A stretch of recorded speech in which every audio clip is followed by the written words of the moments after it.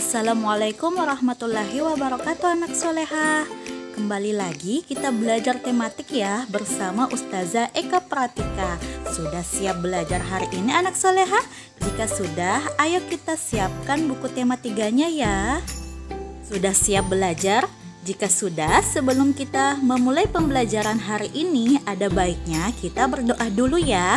Ustazah yang pimpin, tangan ke atas, pandangan ke bawah, doa dimulai. Bismillahirrahmanirrahim. Rabbi zidani ilman warzuqani fahman. Ya Allah, tambahkanlah ilmu untukku dan berilah aku pemahaman yang baik. Amin. Doa selesai. Hari ini kita akan belajar tentang tema 3, peduli terhadap makhluk hidup. Subtema 3, ayo cintai lingkungan, pembelajaran 4, 5, dan 6. Mengenai ayo cintai lingkungan berkaitan dengan Quran surah Al-Baqarah ayat 29. Ayat ini menjelaskan bahwa setiap apa yang ada di bumi kita harus menjaganya dengan baik anak soleha. Adapun tujuan pembelajaran kita hari ini, pada pembelajaran keempat kita dapat mengidentifikasi hak dan kewajiban dalam menjaga kelestarian lingkungan sekitar kita. Pada pembelajaran kelima, yaitu yang pertama, kita dapat menjelaskan ciri-ciri cinta lingkungan. Yang kedua, kita dapat mempresentasikan dan mengapresiasi hasil karya montase. Pada pembelajaran keenam, yaitu kita dapat mempresentasikan laporan hasil wawancara. Yang kedua, kita dapat mengidentifikasi perilaku menjaga kelestarian lingkungan di sekolah.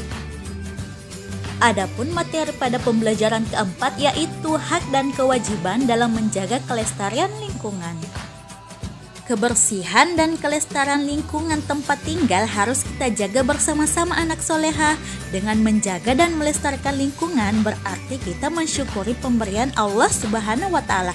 Nah anak soleha, silakan dibuka bukunya pada halaman 97. Silahkan diperhatikan baik-baik gambar yang ada di bukunya. Ada gambar banjir dan tanah longsor. Kondisi lingkungan pada gambar dapat terjadi jika kita tidak menjaga lingkungan dengan baik anak soleha. Membuang sampah sembarangan dan menebang pohon secara liar dapat menjadi faktor utama penyebab terjadinya bencana seperti pada gambar yang Ustazah cantumkan. Tahukah anak soleha mengapa terjadi banjir? Banjir terjadi karena akibat kelestarian lingkungan yang tidak terjaga, misalnya selalu membuang sampah di sungai. Banjir terjadi jika lingkungan kurang atau tidak memiliki daerah resapan air. Banjir juga dapat disebabkan oleh saluran air yang tersumbat. Maka dari itu anak soleha, kita harus membuang sampah pada tempatnya. Kita tidak boleh membuang sampah sembarangan, apalagi kita membuang sampah di sungai. Bencana lain yang mungkin terjadi akibat lingkungan yang kurang terawat adalah tanah longsor. Tanah longsor terjadi karena kondisi tanah yang mengalami pengikisan oleh air. Tanah yang terkikis disebabkan oleh kurangnya tumbuhan yang mampu menahan pergerakan tanah. Nah, disinilah kita berkewajiban untuk tidak menebang pohon sembarangan ya anak soleha. Berbagai bencana dapat timbul karena ulah manusia. Oleh karena itu, manusia berkewajiban untuk menjaga lingkungan agar terhindar dari bencana yang dapat mengancam keselamatan. Nah, anak soleha, silakan diperhatikan gambar yang Ustazah cantumkan ya. Atau anak soleha silahkan membuka bukunya pada halaman 98. Nah, perhatikan gambar nomor 1, 2, 3, dan 4. Gambar manakah yang dapat kita aplikasikan dalam kehidupan sehari-hari? Masya Allah, benar sekali anak soleha. Jadi gambar 3 dan 4. Karena pada gambar ketiga kita dapat melakukan penanaman pohon kembali atau melakukan reboisasi. Yang keempat, kita harus membuang sampah ke tempatnya sesuai dengan jenisnya. Nah anak soleha, silahkan bandingkan gambar A dan gambar B.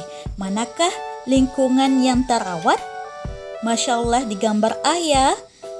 Sedangkan gambar B, lingkungan tidak terawat karena banyaknya sampah di sungai. Jadi masyarakat pada gambar B tidak menjaga kelestarian dengan baik anak soleha. Maka dari itu kita berkewajiban untuk menjaga kelestarian yang ada di lingkungan kita. Sudah paham pada pembelajaran keempat anak soleha? Jika sudah, ayo kita lanjutkan pada materi pembelajaran kelima. Adapun materinya yaitu yang pertama ciri-ciri cinta lingkungan, yang kedua mempresentasikan dan mengapresiasi hasil karya montase. Memanfaatkan berbagai sumber daya alam merupakan hak kita, sementara itu menjaga kelestariannya merupakan kewajiban kita.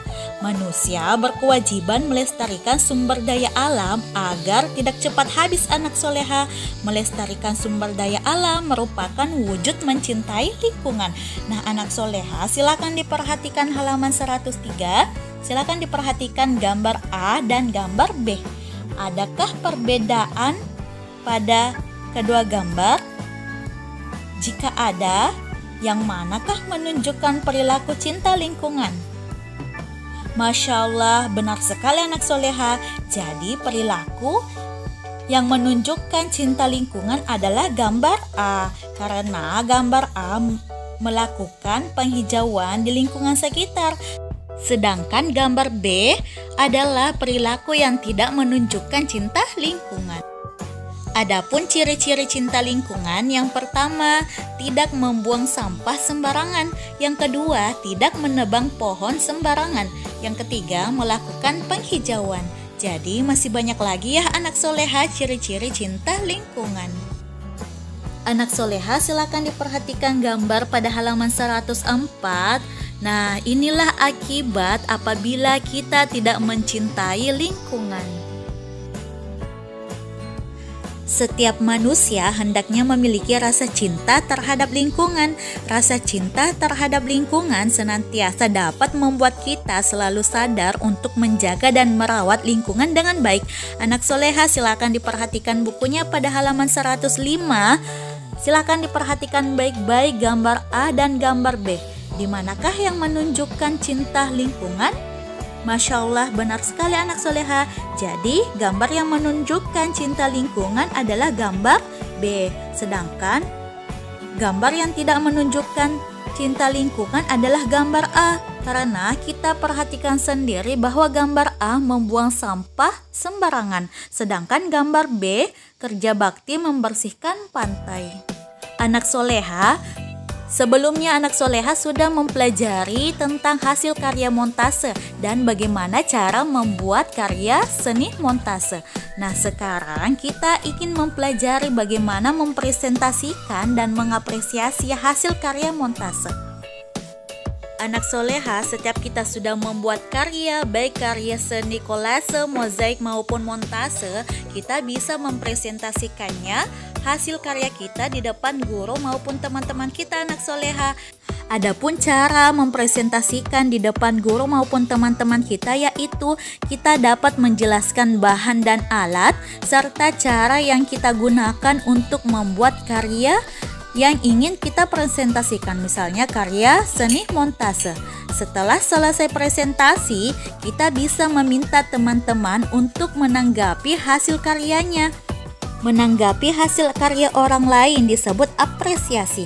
Mengapresiasi hasil karya orang lain berarti kita menghargai hasil karya tersebut. Sudah paham pada materi pembelajaran kelima?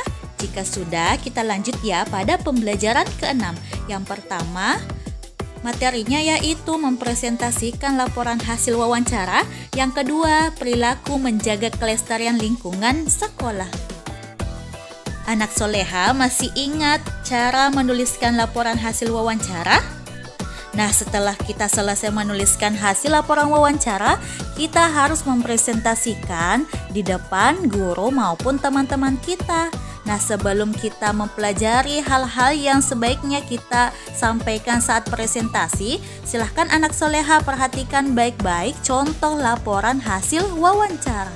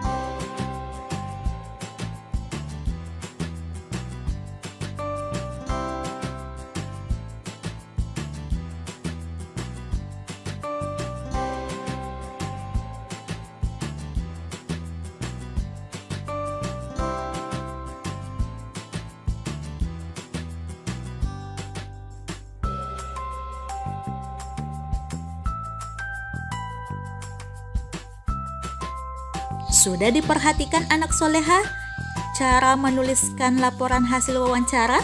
Jika sudah, nah sebaiknya kita harus memperhatikan hal-hal yang ingin kita sampaikan saat presentasi. Yang pertama, topik wawancara. Yang kedua, identitas narasumber atau nama narasumber. Yang ketiga, waktu dan tempat pelaksanaan wawancara. Yang keempat, informasi yang didapatkan dari hasil wawancara. Yang kelima, kesimpulan wawancara. Dan yang keenam, kritik dan saran tentang wawancara yang sudah dilakukan. Perhatikan contoh laporan hasil wawancara yang ingin kita sampaikan pada saat presentasi anak soleha. Jadi silakan dibuka bukunya ya pada halaman 110. Anak soleha, sebelumnya anak soleha sudah mempelajari perilaku menjaga kelestarian lingkungan. Nah sekarang kita ingin mempelajari bagaimana perilaku menjaga kelestarian lingkungan sekolah. Adapun perilakunya yaitu yang pertama membuang sampah pada tempatnya, yang kedua menjaga kebersihan toilet, yang ketiga melakukan piket kelas, yang keempat merawat tanaman di sekolah, yang kelima membersihkan saluran air. Jadi masih banyak lagi ya. Anak soleha, perilaku kita menjaga kelestarian lingkungan sekolah. Nah, bukan hanya di lingkungan sekolah anak soleha, tapi di lingkungan rumah maupun lingkungan masyarakat harus kita jaga kelestariannya. Perilaku cinta lingkungan harus kita terapkan di mana saja ya. Bagaimana anak soleha? Sudah paham materi hari ini? Semoga dapat dipahami dengan baik ya, dan semoga dapat diaplikasikan dalam kehidupan sehari-hari. Syukron sudah menyimak penjelasan Ustazah untuk hari ini. Tetap semangat belajar di rumah ya. Lebih dan kurangnya mohon dimaafkan. Assalamualaikum warahmatullahi wabarakatuh.